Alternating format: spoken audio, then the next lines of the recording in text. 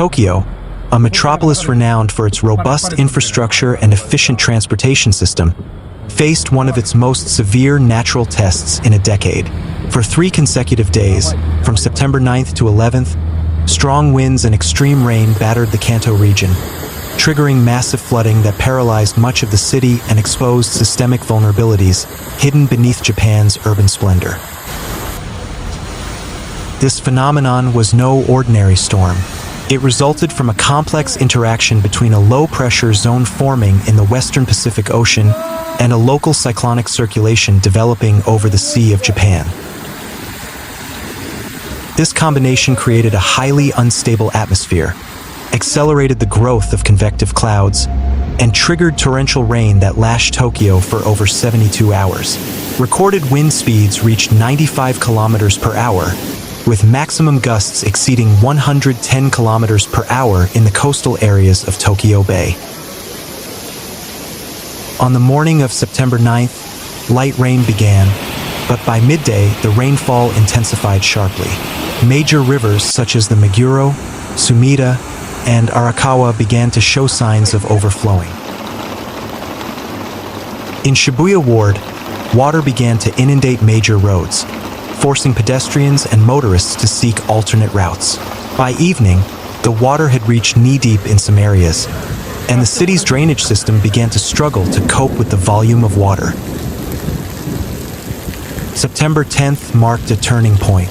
Strong winds lashed the Tokyo Bay Area and its surroundings, toppling billboards, uprooting ancient trees, and cutting off power to more than 12,000 households.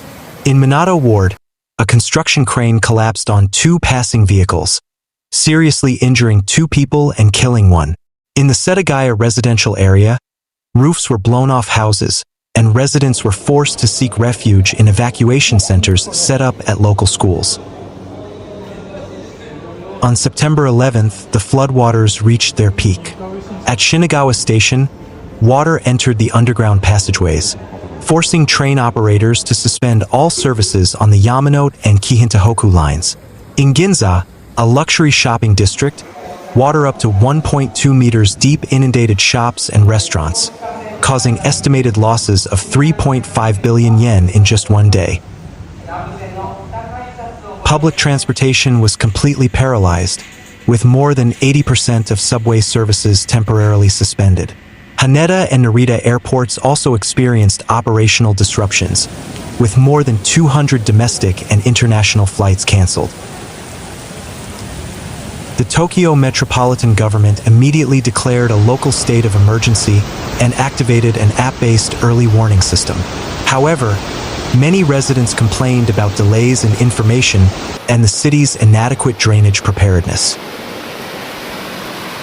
Some evacuation centers ran out of supplies in less than 24 hours, and coordination between disaster management agencies was deemed suboptimal.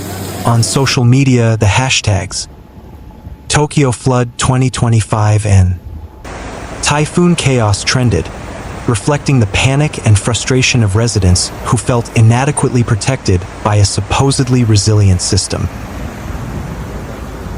Systemically, the impact of this disaster was far-reaching.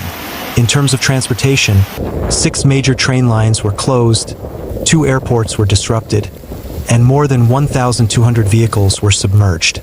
City infrastructure suffered significant damage, with 14 bridges declared unsafe and 23 major roads submerged. Socially, more than 3,200 residents were evacuated to evacuation centers, and 18 people were reported to have suffered serious injuries. Economically, initial losses are estimated at 18 billion yen, including property damage, business disruption, and emergency response costs. Meteorologically, the Japan Meteorological Agency, JMA, identified several key factors influencing this phenomenon. First, a negative dipole mode index developing over the Indian Ocean increased the supply of water vapor to the western Pacific, increasing the potential for extreme rainfall. Second, the active phase of the Madden-Julian Oscillation (MJO) intensified the growth of rain clouds over eastern Japan. Third, A local cyclonic circulation forming around the Sea of Japan triggered wind convergence, increasing the likelihood of extreme rainfall and accelerating the formation of local storms.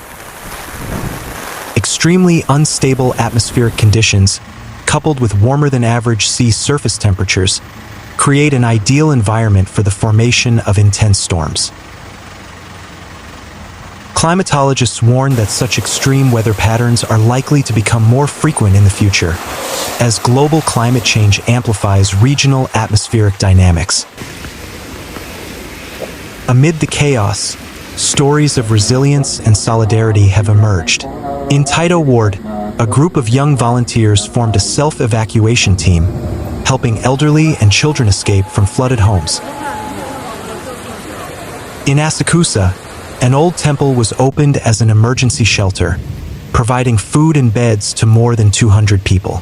On social media, residents shared information about evacuation routes, flooding hotspots, and aid locations, demonstrating that even in the midst of a crisis, the spirit of mutual cooperation remains strong. However, this incident also served as a reminder that Tokyo, despite its reputation for technological and resilient infrastructure, remains vulnerable to hydrometeorological disasters. Urban planning experts are calling for drainage system reforms, increased water retention tank capacity, and strengthened community-based warning systems. Some experts have even proposed establishing flood protection zones in vulnerable areas, as well as integrating real-time data from environmental sensors into government decision-making systems. Professor Hiroshi Tanaka, a disaster mitigation expert from the University of Tokyo, stated that we need not only technology, but also a culture of preparedness. He believes disaster education should be part of the school curriculum, and evacuation drills should be conducted regularly, not only when there is a real threat. He also emphasized the importance of effective risk communication, so that citizens not only receive information but also understand it and respond appropriately. At the policy level, the central government has begun considering revisions to the disaster management law, including a special budget allocation for large cities at high flood risk. Some lawmakers have proposed establishing a national urban resilience agency, tasked with coordinating mitigation and adaptation efforts in metropolitan areas. Meanwhile, civil society organizations have begun pushing for transparency in spatial planning and audits of infrastructure projects deemed environmentally unfriendly. The disaster has also sparked cultural reflection. In the media, discussions have emerged about how Japanese society interprets nature as a force that cannot be fully controlled. Some writers and artists have begun to incorporate floods and storms into their works, symbolizing the uncertainty of the times and the need for harmony between humans and the environment. On television, documentaries about the Tokyo floods of 2025 have begun to be produced, featuring the true stories of survivors and the lessons learned from their experiences. Ultimately, the strong winds and floods that struck Tokyo in September 2025 were not just meteorological events, but collective moments that tested the city's physical, social, and emotional resilience. They opened up space for profound reflection on humanity's relationship with nature, the systems we build to protect ourselves, and the solidarity that emerges amidst destruction. They remind us that beneath the concrete and technology, Tokyo remains a living city, with a fragile yet resilient human pulse, and with the hope that from every disaster, wiser policies, a more prepared society, and a more resilient future will emerge. The strong winds and flooding that struck Tokyo for 3 days in September 2025 were not simply a meteorological event, but a multidimensional crisis that tested the physical, social, and institutional resilience of Japan's largest metropolis.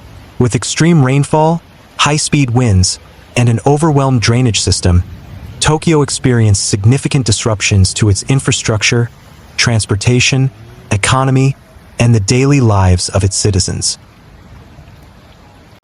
Meteorologically, The disaster resulted from a complex interaction between low pressure in the Pacific Ocean, local cyclonic circulation, and global influences such as the negative dipole mode and the active phase of the Madden-Julian oscillation. This combination created a highly unstable atmosphere, accelerated the growth of convective clouds, and triggered heavy rainfall and strong winds that severely impacted the Kanto region. Warmer-than-average sea surface temperatures further exacerbated the storm's intensity, demonstrating the stark impact of climate change on extreme weather patterns in Japan. The damage was widespread and systemic. Thousands of residents were forced to evacuate, public transportation services were paralyzed, airports were disrupted, and economic losses reached billions of yen. The city's infrastructure, once considered resilient, revealed weaknesses, particularly in drainage systems, flood management, and coordination between disaster management agencies. This unpreparedness for the scale of the disaster sparked criticism of early warning systems and emergency logistics distribution, and prompted calls for reforms to risk mitigation policies. However, amidst the devastation, a portrait of solidarity and social resilience emerged. Residents helped one another, volunteers mobilized quickly, and local communities demonstrated remarkable adaptability. Temples, schools, and public facilities were opened as shelters, and social media became a vital tool in disseminating evacuation and aid information. This disaster demonstrated that Tokyo's strength lies not only in its technology and infrastructure, but also in its collective spirit and culture of mutual cooperation that persists amidst the crisis. Reflectively, this event presents a crucial moment to reevaluate the paradigm of urban development. Tokyo and other major cities must begin integrating resilience principles into every aspect of planning, from spatial planning and transportation systems to disaster education. Policy reform, community capacity building, and investment in adaptive technologies are urgently needed to enable cities not only to recover, but also to learn and thrive from each disaster. This disaster also opened up space for cultural and spiritual dialogue about humanity's relationship with nature. In Japanese tradition, nature is not an enemy, but a force to be respected and embraced. When a storm strikes and the waters rise, it's not just concrete that is tested, but also the values of humanity, empathy, and collective conscience. Thus, this disaster is not only a tragedy, but also a lesson. It exposes weaknesses, ignites solidarity, and encourages transformation. It demands that we build not only a strong city, but also a wise, resilient society ready to face an uncertain future. From the waters and debris that remain, Tokyo is rising again, with the hope that the next storm will be faced with greater preparedness, fairer systems, and stronger souls.